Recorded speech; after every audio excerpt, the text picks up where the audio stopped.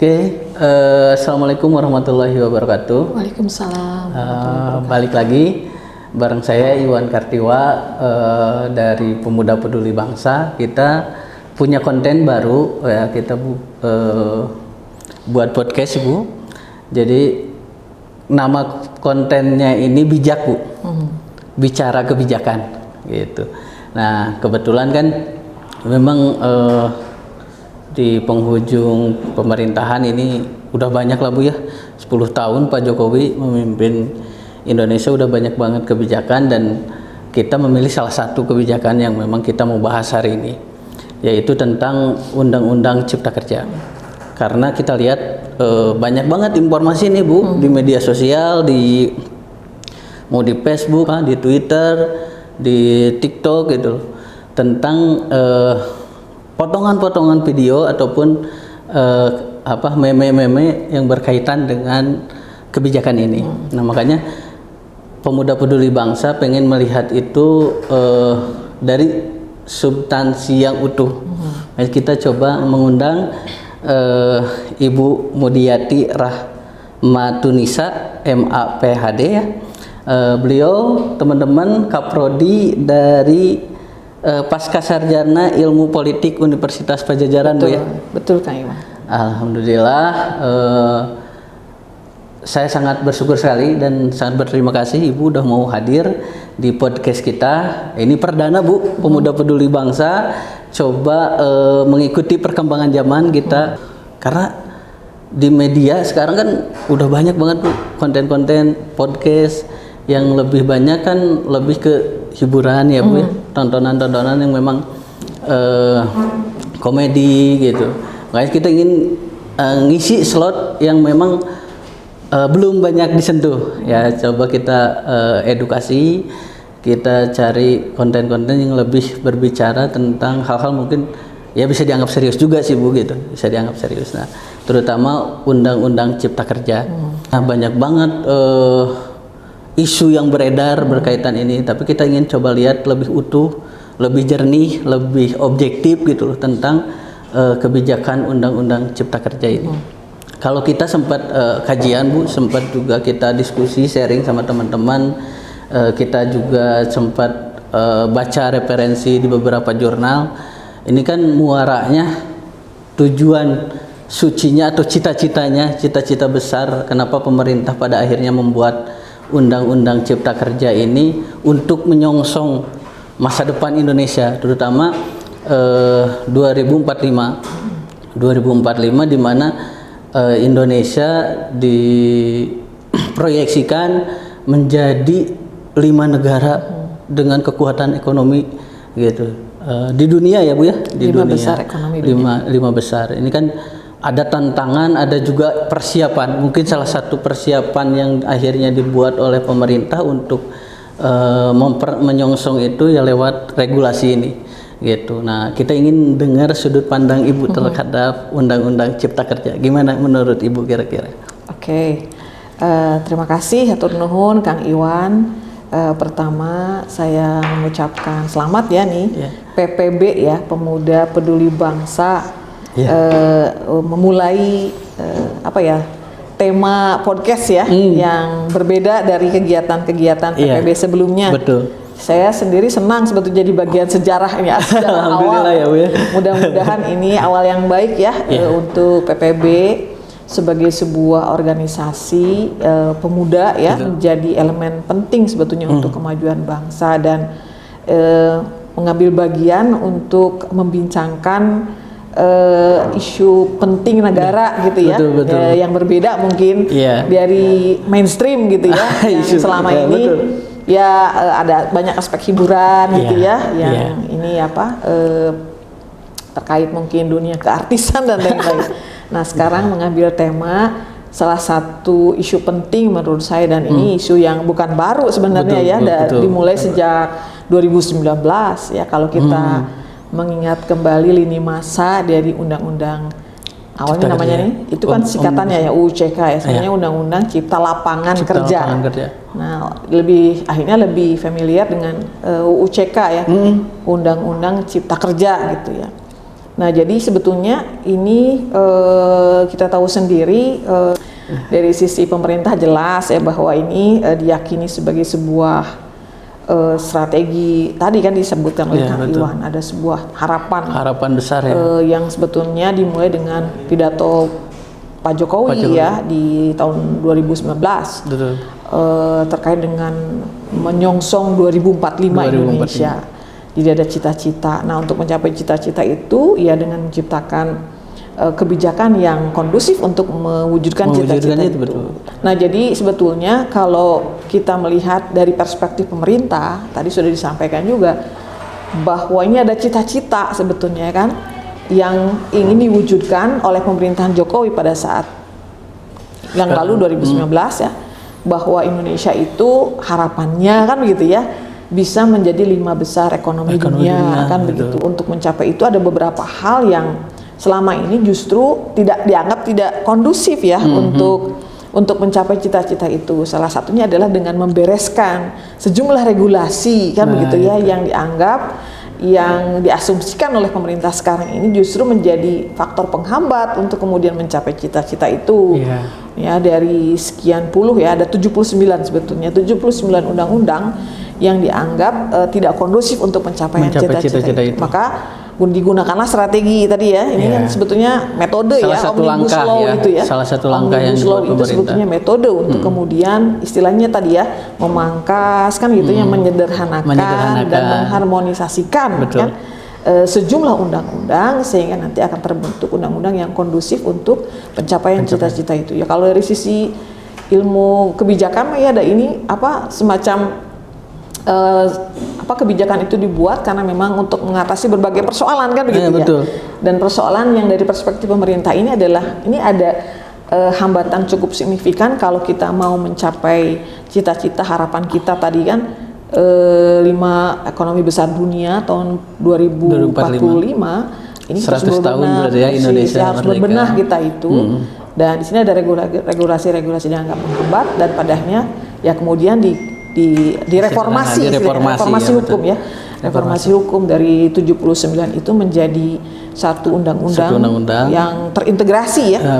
Bayangkan dari 79 lebih dari 1.200 pasal menjadi satu undang-undang dengan terdiri dari 174 pasal gitu sekarang ini. Jadi itu adalah upaya sebetulnya pemerintah untuk kemudian ya tadi ya sebagai sebuah alat untuk mencapai cita-cita itu. Gitu Kang Iwan. Iya. Jadi kan Bu, kalau misalkan kita lihat cita-citanya begitu mulia ya Bu, bahwa pemerintah mencoba mempersiapkan diri, mematangkan diri, apalagi menghadapi bonus demografi di mana SDM kita akan banyak nanti di 2045, SDM yang sangat produktif. Ya akhirnya pemerintah mau tidak mau salah satu upaya yang bisa dilakukan adalah membenahi regulasinya tadi berarti Bu ya. Jadi agar fondasinya kuat dulu nih 2045 ini kita mau menghadapi situasi itu berarti kan lapangan pekerjaan yang pengen diserap. Karena kan ada bahaya juga ya Bu yang kita lihat ketika ke depan bonus demografi di mana angka produktivitas kita tinggi tapi tempat bekerjanya nggak terserap gitu. Akhirnya kan banyak pengangguran dan lain sebagainya. Mungkin upaya pemerintah ini ingin menarik pengusaha gitu, memunculkan pengusaha-pengusaha baru di lokal maupun juga menarik mungkin pengusaha-pengusaha luar untuk bisa terlibat gitu dalam penumbuhan ekonomi di Indonesia ini gitu.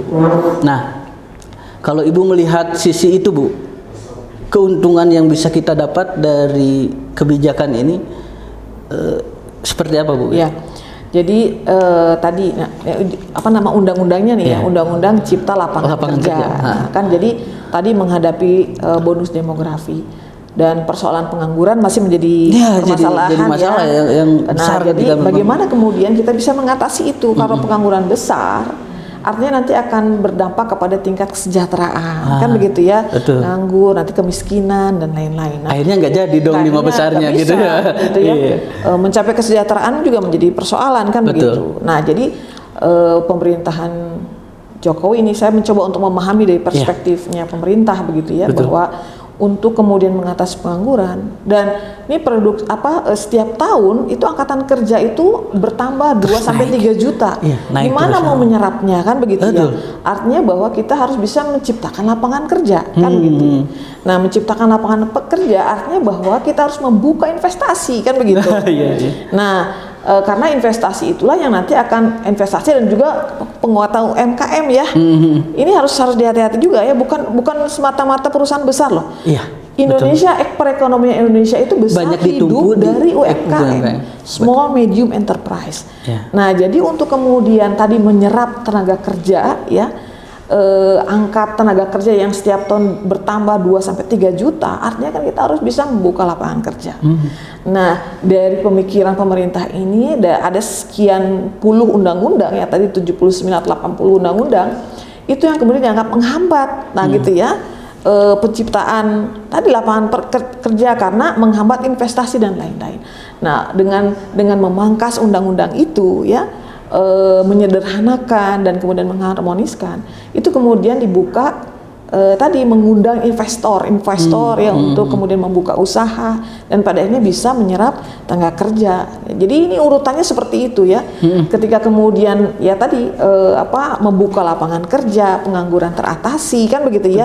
Tingkat kesejahteraan, ekonomi juga berputar dan seterusnya. Jadi harapannya tadi cita-cita menjadi 5 ekonomi besar dunia bisa tercapai. Sekaligus juga tadi meningkatkan kualitas SDM. SDM dari Indonesia yang karena mungkin banyak. Kalau SDM ya, jadi kalau yang sempat kami baca dan juga karena kan ada 3 indikator kita dianggap sebagai kekuatan besar terutama di dalam bidang ekonomi, yaitu pertama pendapatan kita menjadi tinggi ya Bu, terus angka pengeluarannya juga, angka kemiskinan mendekati angka 0, dan yang terakhir yang ketiga ini memiliki tenaga kerja yang profesional atau berkualitas. Betul. Nah, kalau yang Ibu lihat nih melalui regulasi ini, terutama SDM, saya juga Bu cukup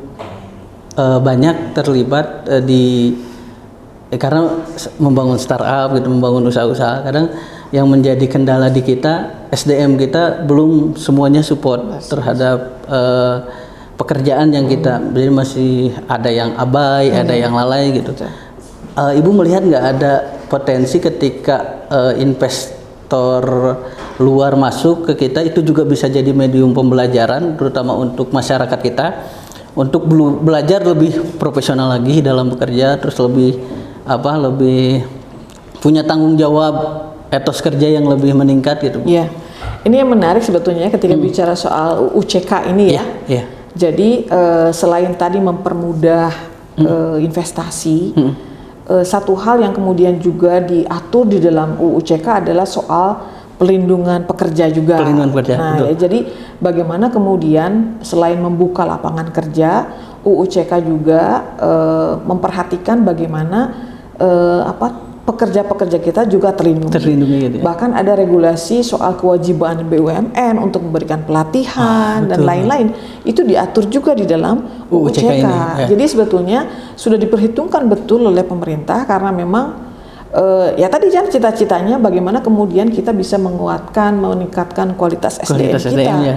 Jadi selain tadi membuka lapangan kerja, juga ada aturan-aturan yang kemudian juga dalam rangka memperkuat kapasitas dari pekerja itu sendiri gitu. Jadi sudah diatur. Bahkan BUMN itu memang diwajibkan untuk melakukan tadi penguatan kapasitas, pelatihan-pelatihannya ya, dengan kemitraan UMKM dan lain-lain. Itu sudah diatur betul di dalam UCK ini gitu. Tinggal nanti pengawalannya aja gimana nih. Nah, iya betul, mengawal. Tapi secara kepastian hukum nih Bu ya, secara kepastian hukum tadi menarik yang Ibu sampaikan, yang bahwa UCK ini juga menjadi mediator atau menjadi media untuk ada kepastian hukum, terutama untuk pekerja kita, perlindungan lah ya, perlindungan terhadap pekerja, karena mungkin kalau regulasinya udah kuat, dan implementasinya bagus di lapangan gitu. Jadi maksudnya dari hulu ke hilirnya udah berjalan sesuai. Kayaknya yang kami lihat para pekerja juga mungkin tidak akan ragu lagi gitu. Tidak akan ada kekhawatiran bahwa wah ketika UU CK ini, karena kan yang banyak isu yang muncul ya Bu di media, waduh kalau UU CK ini dibuat takutnya buruh makin tidak terperhatikan gitu, makin menderita. Nah makanya kalau memang betul tadi di regulasi itu sudah ada perlindungan terhadap hak-haknya gitu. Nah ini kan juga bagus sebetulnya gitu Bu, kami lihatnya. Kalau Ibu melihat sisi perlindungan hukumnya itu lebih kepastian hukum buat pekerjanya kuat gak gitu Bu di UU CK? Ya, ini yang menarik ya. Jadi kalau kita perhatikan perjalanan UU CK dari mulai yang pertama tahun 2020 ya, kemudian jadi Perpu dan pada sekarang ke 6 2023, gelombang resistensi luar biasa. Tapi sebetulnya ya yang memang ada beberapa isu yang dipersoalkan, bahwa ini salah satunya adalah isu soal keberpihakan UU CK terhadap pengusaha dan lain-lainnya begitu ya. Tapi sebetulnya pemerintah pada tetap memberikan penjelasan juga bahwa enggak, sebetulnya ini juga memikirkan apa sih kepentingan dari pekerja itu sendiri. Nah menurut saya sih sebetulnya mungkin ini persoalan tadi ya assurance atau jaminan ya. Sebetulnya benar nggak sebetulnya klaim itu kan begitu ya. Nah mungkin publik juga membutuhkan apa ya informasi yang bisa meyakinkan bahwa kalkulasi tadi, bahwa ini sebetulnya tidak hanya sekedar menguntungkan perusahaan besar misalnya, tapi justru sebenarnya perusahaan besar itu secara persentase jauh lebih kecil dibandingkan sebetulnya dengan UMKM. Gitu ya, itu yang harus kita sampaikan juga ke publik ya. Karena kan yang taunya wah ini UU CK menguntungkan pengusaha-pengusaha besar kan begitu ya, padahal jumlahnya mungkin tidak terlalu banyak. Justru yang dikuat Indonesia kuat ekonomi itu karena ada UMKM sebetulnya. Kita survive ya COVID itu karena keberadaan UMKM sebetulnya. Makanya kita nggak kolaps amat gitu, dibandingkan dengan negara-negara besar yang memang bergantung kepada perusahaan-perusahaan besar kan gitu. Nah, balik lagi menurut saya protes itu ya karena memang mungkin informasi tentang seberapa meyakinkan sebetulnya kalkulasi yang dibuat begitu ideal di dalam undang CK ini memang bisa terrealisasi kan begitu ya. Buat saya ini yang kemudian menjadi kewajiban pemerintah untuk bisa meyakinkan bahwa apa yang kemudian pemerintah klaim selama ini, bahwa ini berpihak kepada pekerja, kepada kepentingan masyarakat, kepada kesejahteraan bangsa ya, itu yang kemudian perlu diyakinkan. Menurut saya informasi itu menjadi penting. Jadi nggak sekedar nggak kok ini benar kok ini bisa menguntungkan, tapi kan nggak bisa cuma sekedar klaim ya. Nah kalau perspektif baik lagi ke ilmu kebijakan, sebetulnya ada caranya kan begitu ya, ada cara menghitung gitu. Bagaimana kemudian namanya ex ante evaluation itu bisa kemudian memberikan informasi bagaimana ke depannya bahwa memang ini akan efektif ya, sebuah kebijakan itu akan efektif dalam konteks bisa mencapai tujuan tadi ya, dan efisien juga ya, artinya murah waktu, tenaga dan lain-lain begitu. Jadi ini bisa dihitung. Nah, jadi menurut saya mungkin itu yang kemudian perlu kita sampaikan kepada publik. Walaupun sebetulnya kan ini masih proses ya. Kalau misalnya lihat perjalanannya 2021 lah efektifnya gitu ya. Ini baru berapa tahun gitu kan. Belum bisa diuji lah ya. Bisa ya. Tadi kalau kita merujuk ke Perpu misalnya, memang sudah ada PP-nya kan, sudah ada PP-PP-nya nih, udah ada 49 PP, 45 PP dan 4 Perpres. Tapi ini masih juga digodok ya, apakah kemudian masih sesuai enggak dengan yang terbaru yang 6 2023. Tapi ini selama tidak bertentangan si 45 PP dan 4 Perpres itu tetap berlangsung. Nah, memang sudah ada kajian ya, tapi kan ini yang perlu buat saya menjadi hal penting kepada pemerintah juga untuk mulai sudah melakukan evaluasi, dan evaluasi awal ini bisa menjadi sebuah informasi penting untuk publik ya, bahwa memang on the track gitu loh. Ini benar menghasilkan apa yang sesuai dengan kita harapkan. Nah itu kan, betul. Nah publik itu butuh itu sebetulnya. Dan jadi ini, jangan sampai parsial ya informasinya. Persis gitu ya. Jadi malah banyak justru isu negatifnya terus yang banyak muncul. Nah iya, kalau kita periksa lagi kajian ada misalnya soal outsourcing ya, atau alih daya istilahnya ya sekarang itu. Ini yang selalu dikritik juga nih, karena salah satu kritik terhadap UCK adalah ketidakberpihakan terhadap para pekerja outsource. Ya, dan kembali pemerintah mengatakan bahwa justru undang-undang ini melindungi yang outsource. Gitu ya, dengan aturan begini, ada PP-nya juga sudah ada. Nah, buat saya lakukanlah evaluasi bahwa klaim seperti tadi memang sudah terbukti, karena sekali lagi Kang Iwan sudah ada kajian. Ceritanya begini, jadi ada kajian yang sudah 3 tahun nih berjalan ya. Memang informasinya nggak terlalu bagus si kajian gak naik ini. Gitu ya, Bu. Jadi si outsource ini tetap dari sekian ribu perusahaan outsource itu yang memenuhi itu hanya sedikit kriteria seperti yang di undang-undang itu gitu ya. Jadi memang si beban bukan bebannya, fee atau upah tenaga outsource itu berkurang karena si perusahaannya memang tidak comply, tidak memenuhi aturan yang sebagaimana dilakukan undang-undang. Jadi memang ini masih ada gap gitu. Ya, jadi berarti kan proses akhirnya waktu ya, Bu, ya, persis kekhawatiran tadi kan kalau saya periksa ya, membaca komentar-komentar netizen gitu ya di IG-nya Satgas UCK kan sudah ada ya. Nah, ada bahwa UCK merugikan tenaga outsource. Jadi akhirnya dengan kajian satu itu confirm kan emang merugikan, karena ternyata si fee-nya si tenaga outsource itu berkurang gitu ya, karena beban membayar yang seharusnya dilakukan oleh si perusahaan outsource dibebankan kepada pekerja. Itu jadi berkurang fee-nya, upahnya. Nah ini padahal nggak boleh gitu ya. Ini sebetulnya sudah diatur ya. Mungkin ini eksekusi kembali ya. Berarti bukan di kebijakannya, Bu ya. Persis, bukan di kebijakannya, tapi di pas pelaksanaannya. Yang baru harus sedikit, terus kita benahi, gitu. Terus kita evaluasi gitu, Bu ya. Betul. Jadi kalau secara regulasi, secara aturan memang udah tepat bahwa adanya UU CK ini untuk memfasilitasi masa depan kita gitu loh. Tinggal bagaimana akhirnya kita mengevaluasi itu ya di tataran evaluasi teknisnya aja gitu. Oke. Jadi memang, Bu ya, setelah kalau yang tadi saya cermati dari apa yang Ibu sampaikan, berarti bukan di regulasinya yang bermasalah, bukan di UU CK-nya yang bermasalah, tinggal bagaimana waktu ke waktu kita terus menjawab, karena mungkin kan penerapan ini memang butuh proses ya, Bu ya.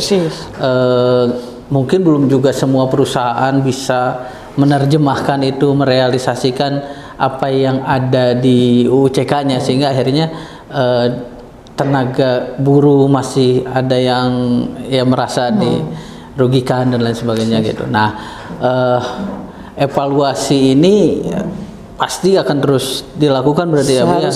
Pengkajiannya harus terus dimatangkan.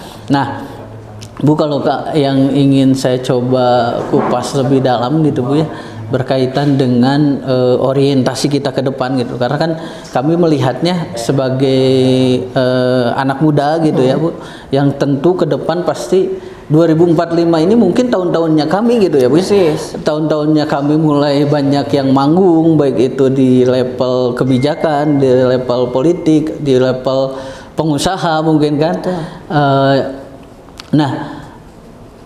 Upaya yang harus kita siapkan gitu, Bu ya, mencoba untuk menerjemahkan, mengimplementasikan undang-undang ini agar kita juga nggak gagap juga pada akhirnya, karena kan saya pikir nonsen juga pada akhirnya ketika sebuah kebijakan tidak terrealisasi dengan baik karena memang orang yang mau mewujudkan kebijakan itu nggak mengikuti gitu loh aturannya gitu.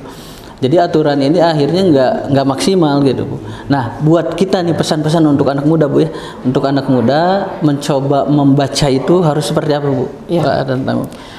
Baik, ini pertanyaan menarik karena kalau bicara pemuda nanti, ya kan, suatu saat nanti ya pemuda inilah yang akan menggantikan generasi sekarang yang sedang manggung kan gitu, bagaimana persiapannya.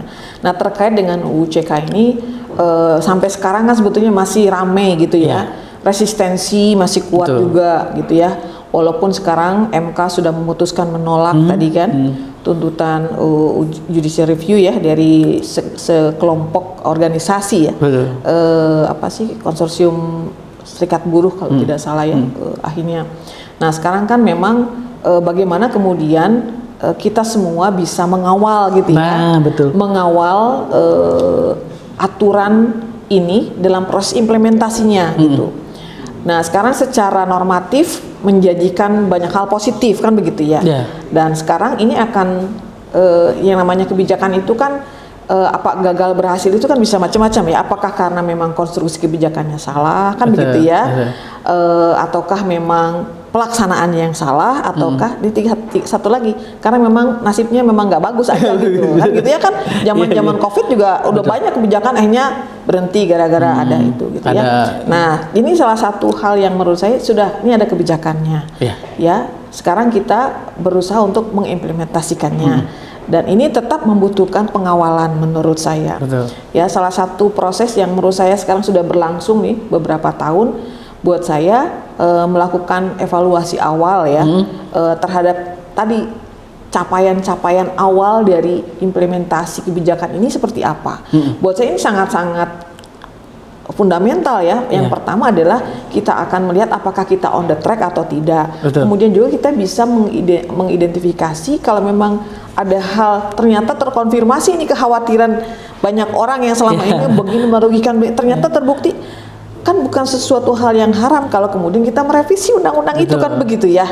Nah buat saya ini membutuhkan kontribusi banyak pihak ya, jangan sampai kemudian klaim itu hanya pemerintah yang mengklaim, tapi bagaimana kemudian juga publik terlibat.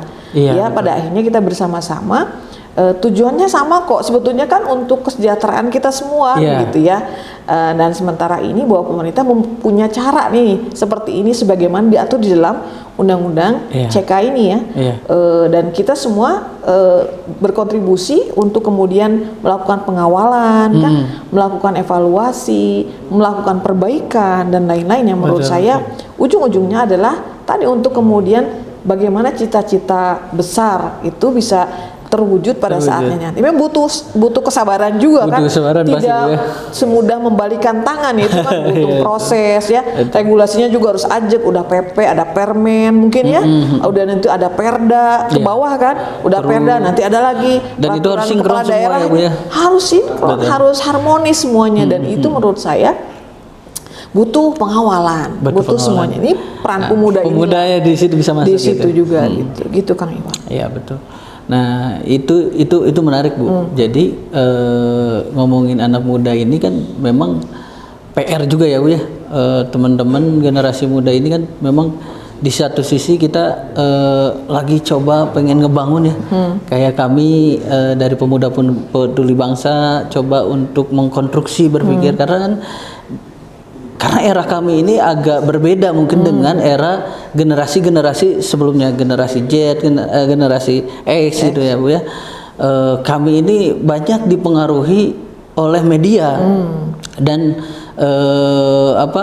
ketika ada satu kebijakan yang kami lihat itu ya pasti ya karena yang biasa lah ya Bu, generasi muda pasti yang pertama kali dipegang HP gitu lah Bu ya.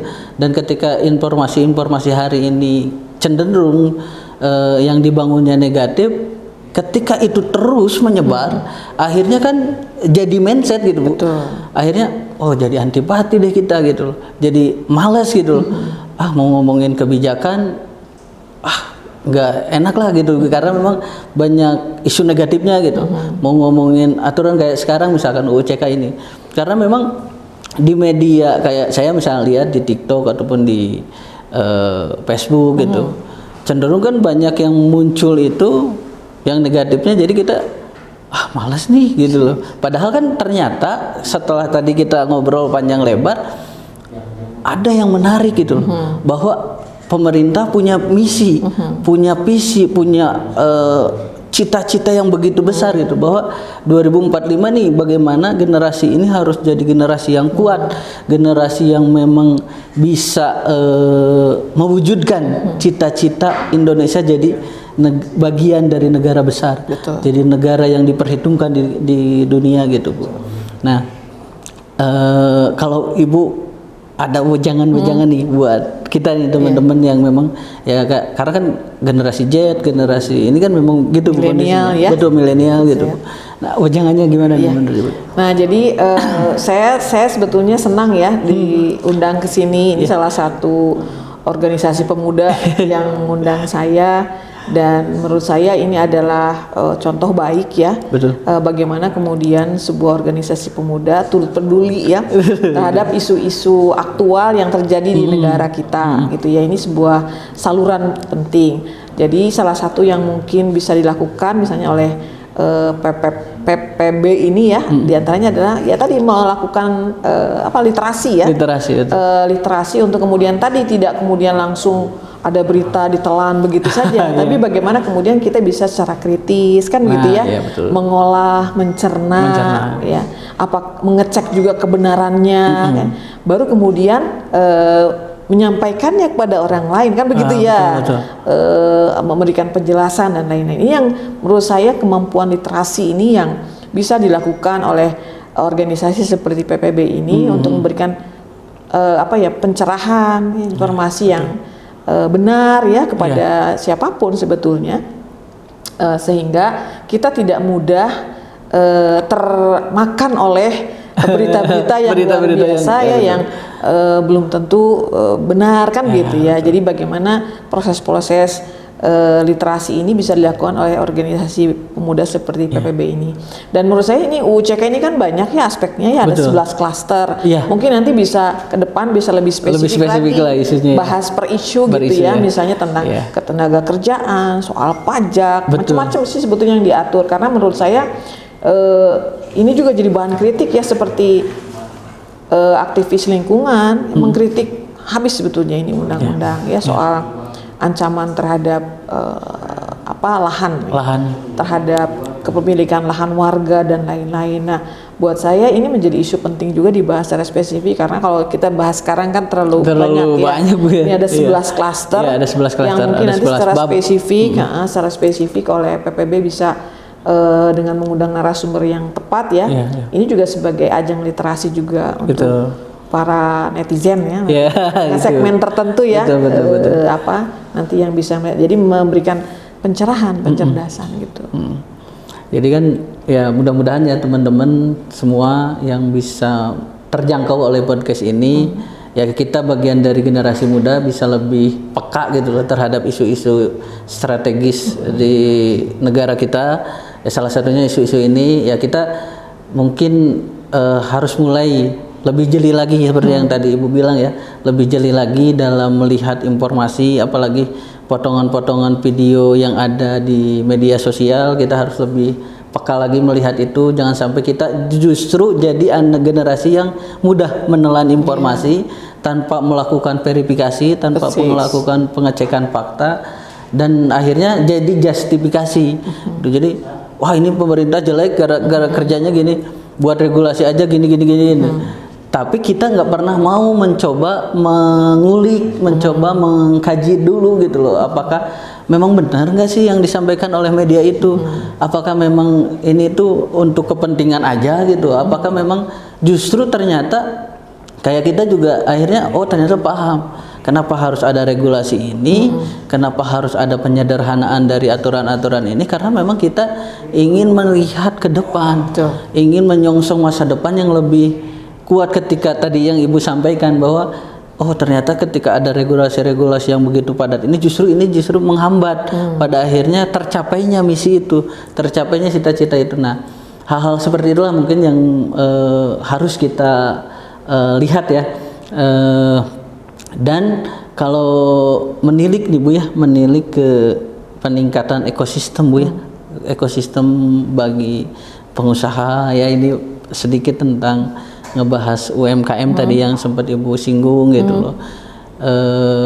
Karena betul Bu, pas yang kita lihat mungkin selain memang UMKM itu yang lebih garda yang terdepan, yang terdampak dari COVID gitu, justru UMKM ini juga yang membantu pada akhirnya kita masih bisa bertahan gitu sampai sekarang. Ketika resistensi ekonomi di negara luar begitu kencang gitu. Bahkan sempat ada beberapa informasi juga yang kita dengar di beberapa negara besar sampai terjadi kelaparan yang memang itu negara-negara yang kita dari dulu melihat wah ini negara yang nggak mungkin gitu loh mengalami fase itu. Taunya kolaps ya. Ternyata kolaps juga gitu dan alhamdulillah kita justru malah bisa bertahan. Nah, ini sedikit Bu tentang mungkin untuk UMKM nih ada sedikit pencerahan gitu, ada sedikit pencerdasan membaca potensi ketika ada regulasi ini karena kan UMKM juga harus terlibat Bu ya. Ke depan mungkin justru usaha-usaha kecil dan usaha-usaha mikro ini yang akan menjadi penopang lebih tinggi gitu. Ya mudah-mudahan kan kalau harapan kita bisa bersaing lah dengan perusahaan-perusahaan besar kelas dunia gitu. Nah, gimana nih kita harus membacanya dari sudut pandang pengusaha Bu gitu, pengusaha kecil mikro. Jadi saya balik lagi ya kalau mencari berita itu harus dari sumbernya kan gitu. Paling tidak yang pertama ya. Secara normatif dulu bahwa tujuan dari UU CK ini sebetulnya adalah diantaranya ya memberikan kemudahan dan perlindungan UMKM serta perkoperasian. Jadi ada paling tidak ada 9 kemudahan sekarang itu lewat undang-undang ini bagi usaha mikro dan kecil. Yang pertama itu soal izin tunggal bagi UMK itu yang pertama tuh. Kemudian yang kedua adalah pemerintah pusat dan daerah itu memberikan insentif dan kemudian juga berusaha memberikan kemudahan usaha nih ya bagi usaha menengah dan besar yang bermitra dengan UMK. Jadi kan didorong tuh kemitraan gitu, yang besar membantu yang kecil gitu. Kemudian yang ketiga adalah pengelolaan terpadu UMK. Jadi ada sinergi pemerintah pusat, pemerintah daerah dan stakeholder. Itu juga dijamin. Kemudian juga ada kemudahan pembiayaan dan insentif fiskal. Itu diatur juga di dalam UU CK ini. Kemudian juga pemerintah memprioritaskan penggunaan DAK ya, dana alokasi khusus nih di setiap daerah untuk pengembangan UMK. Jadi sudah ada alokasinya. Kemudian juga bantuan dan perlindungan hukum. Kemudian produk UMK diprioritaskan dalam pengadaan jasa pemerintah. Ada salurannya, gitu ya. Jadi nggak bingung ini kemana nih ada barang dihasilkan. Sudah ada jaminannya juga. Kemudian juga kemitraan UMK misalnya di rest area dan seterusnya ada tuh. Dan yang terakhir itu adalah kemudahan untuk koperasi. Jadi buat saya ini adalah sebuah konstruksi ya, desain kebijakan yang memang sekali lagi kalau saya memperlakukannya bukan serta-merta bakal terwujud ya, tapi memang memiliki potensi tadi ya, potensi tadi untuk kemudian membuka kemudahan ya untuk para pengusaha kecil, mikro ya, untuk bisa berusaha dengan tenang nih, soalnya di backup oleh pemerintah kan begitu ya. Jadi mungkin ini yang sulit untuk tidak mengatakan bahwa dari sisinya tuh udah bagus kan begitu ya. Dan ini yang perlu kita kawal bersama gitu, karena justru sekali lagi menurut saya dari sisi jumlah justru ini yang paling banyak dan ini yang kemudian juga menjadi prioritas yang diatur di dalam UU CK itu, gitu. Tinggal nanti lihatlah aturan pelaksanaannya ya, seberapa besar sebetulnya keberpihakan dan konsistensi dari isi yang diatur dalam undang-undang dengan teknisnya gitu. Karena yang kita lihat Bu ya, teman-teman, karena saya terlibat langsung di UMKM, punya usaha kecil-kecilan lah gitu Bu. Kadang ngerasa one man show gitu, ngerasa ya saya berjuang untuk diri saya yang ngatur semuanya, saya yang ngelola karyawan saya yang punya tanggung jawab itu, dan beban itu terasa begitu berat ketika dipikul sendiri. Kita nggak tahu kebijakan-kebijakan yang dibuat pemerintah ini ternyata sudah sangat pro gitu terhadap kita gitu. Kadang kan kayak medium untuk tadi ya Bu, kemitraan dengan pemerintah. Mungkin kan saya juga baru-baru ini oh ternyata kayak dinas-dinas itu udah mulai memberlakukan pelatihan-pelatihan terhadap pengusaha kecil gitu, pengusaha. Karena kan kita karena otodidak ya Bu, ngebangun usaha yang mungkin bukan latar belakang dari jurusan ekonomi, tidak punya kapasitas manajerial yang bagus gitu. Ya semua dilakukan otodidak, yang penting mau bisa bertahan aja gitu loh. Nah, itu yang kami rasakan sebagai pengusaha gitu, pengusaha kecil, pengusaha mikro belum terwadahi gitu hal-hal seperti itu. Nah, ternyata ada di regulasi ini yang kita juga mudah-mudahan tadi ya Bu dikawal ya. Tinggal dikawalnya aja bagaimana implementasi dari undang-undang ini betul-betul bisa menjadi kepastian ya, baik itu untuk pengusahanya, terutama pengusaha lokal, mikro gitu, kecil mikro, terus juga mungkin untuk pekerjanya juga, tinggal bagaimana kita betul-betul pada akhirnya mengawalnya aja ya Bu ya. Nah, kalau dari sudut pandang Ibu nih ngelihat memproyeksikan ke depan gitu Bu ya, UU CK ini gimana Bu? Tantangannya, hambatannya gitu yang Ibu lihat, kalau baik itu dari perspektif kebijakan dan juga dari perspektif politik, apakah ya apa hambatan-hambatannya nih yang ini biar kita bisa ngebaca dan mudah-mudahan bisa meminimalisir gitu potensi-potensi hambatan itu Bu. Gimana Bu? Ya, menurut saya, tapi pemerintah juga sekarang sedang giat-giatnya mensosialisasikan ya. Makanya kalau kita ada IG-nya juga, ada Facebook-nya, ada Twitter-nya juga. Yang menurut saya ini sebuah upaya gitu ya, karena tadi yang resistensi itu tetap ada ya. Nah, tapi buat saya begini, ketika kemudian ada kebijakan, terus ada resistensi, buat saya ini juga aspek yang penting untuk kemudian mengingatkan kembali kepada si pembuat, si pelaksana kebijakan ini, bahwa ternyata ada perspektif lain yang merasakan bahwa ini ada sesuatu yang nggak beres kan begitu ya. Artinya bahwa kita juga ya harus mengecek bener enggaknya kan begitu ya, apa yang kemudian dikhawatirkan oleh publik misalnya yang terkena aturan itu, bahwa ternyata mereka merasakan hal yang berbeda. Nah, buat saya ini adalah kewajiban pemerintah juga untuk merespon itu, ya merespon itu dengan bijak tentunya ya, bahwa ini ada hal lain yang dirasakan, seperti misalnya tadi kekhawatiran soal lahan kan begitu ya, karena ini menjadi salah satu bagaimana pembukaan lahan itu menjadi sebuah syarat juga untuk membuka investasi, lapangan kerja, dan betul. Itu yang justru menimbulkan gesekan juga ya di masyarakat, karena ada lahan-lahan rakyat yang kemudian karena ini prioritas negara dan lain-lain. Nah, buat saya ini menjadi sebuah challenge bagi pemerintah juga untuk kemudian bagaimana bisa memitigasi potensi konflik gitu ya, potensi konflik dalam upaya tadi menciptakan lapangan kerja, yang membuka investasi dan mengundang investasi dan seterusnya yang memang beresiko hal-hal yang seperti tadi. Jadi memang ini yang perlu pemerintah persiapkan betul sehingga tidak kontraproduktif terhadap apa yang kemudian menjadi rencana besar ya, yang digulirkan oleh pemerintah.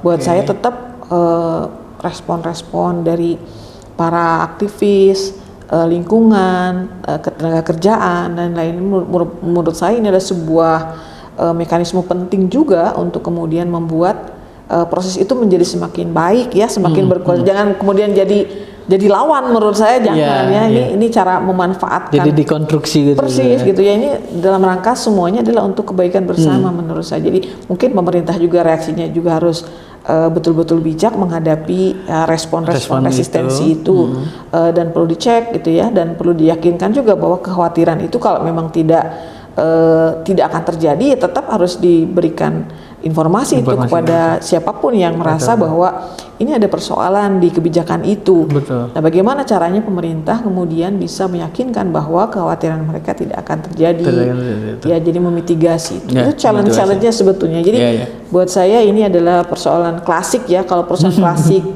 implementasi kebijakan ya, karena kebijakan itu memang ya tidak bisa memuaskan semua pihak ya, ada yang harus berkorban dan lain-lain begitu ya. Tetapi bagaimana kemudian kita jangan sampai yang tadi merasa dirugikan itu rugi banget gitu ya. Betul. Bagaimana kemudian kita bisa bersama-sama ya, betul. Gitu. Oke. Dari awal mungkin kita harus membacanya seperti apa gitu, dan tantangannya seperti apa pun tadi sudah dijelaskan. Closing statement dari Ibu terhadap kebijakan ini gimana?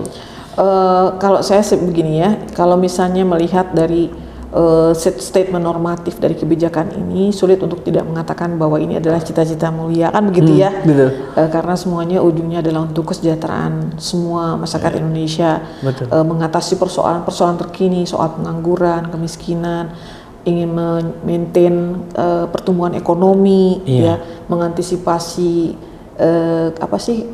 ketidakpastian perekonomian global dan lain-lain. Itu tetap kan butuh strategi. Betul. Nah, pemerintah dalam upaya mengatasi persoalan-persoalan itu sudah berupaya untuk kemudian membuat sebuah kebijakan untuk mengantisipasi dan juga menciptakan sebuah kondisi tadi cita-cita 2045 itu menurut saya. Jadi ini memang kita mari kita bersama-sama sebetulnya ya mengawal proses itu sesuai dengan koridornya yang terbaik ya, dan kemudian kita juga bersama-sama kalau misalnya memang ada yang perlu diperbaiki, kita perbaiki kan gitu ya, bukan hal yang kemudian kita tidak peduli terhadap protes dan lain-lain, nggak bisa seperti itu juga menurut saya. Tetap harus kita, kalau istilahnya kalau berikan respon, diayomi lah ya Bu, persis dirangkul. Ya gitu ya, dirangkul, dicek dah apakah memang berdasar atau tidak kan gitu ya. Menurut saya ini informasi-informasi yang bisa jadi sangat konstruktif untuk perbaikan ya gitu ya, tetap kemudian berada di koridornya yang tepat sehingga apa yang kita harapkan kita kalkulasikan di dalam kebijakan itu bisa terwujud gitu kan Iwan. Oke, Ibu makasih banyak ini untuk waktunya. Sama-sama. Kita alhamdulillah bisa sharing gitu. Ini obrolan yang sangat menarik, sangat berisi menurut saya Bu. Jadi mungkin buat teman-teman PPB terutama yang sering sharing dengan kita, pun juga buat para pemirsa nanti yang akan melihat tayangan ini, mudah-mudahan bisa ditonton secara keseluruhan ya. Secara keseluruhan bahwa ada informasi penting terkait UU CK yang tadi bahwa visinya adalah pemerintah melihat begitu luas, begitu jauh gitu. Ini loncatan berpikir yang sangat ke depan, memperhatikan bagaimana generasi kita, generasi yang akan datang gitu loh. Dan menyongsong Indonesia Emas 2045, salah satu konstruksinya yang melalui adanya kebijakan ini. Jadi jangan sampai kita terlalu memandang negatif terhadap kebijakannya karena kita kurang informasi, dan juga kita harus juga mengecek fakta-faktanya gitu. Semoga lewat tayangan video ini ada informasi-informasi baru, ada update-update dan upgrade ya, upgrade informasi yang membuat kita oh iya ternyata seperti ini, dan kita nggak terlalu terus-menerus memandang wah negatif nih terhadap suatu isu. Kita juga harus melihat dari sisi positifnya. Itu saja untuk pertemuan kita kali ini. Terima kasih banyak untuk Ibu. Semoga Ibu selalu sehat ya Bu ya. Selalu sehat dan terus memberikan pencerdasan gitu loh ya. Pencerdasan kepada kita semua. Terima kasih. Wassalamualaikum warahmatullahi wabarakatuh. Waalaikumsalam.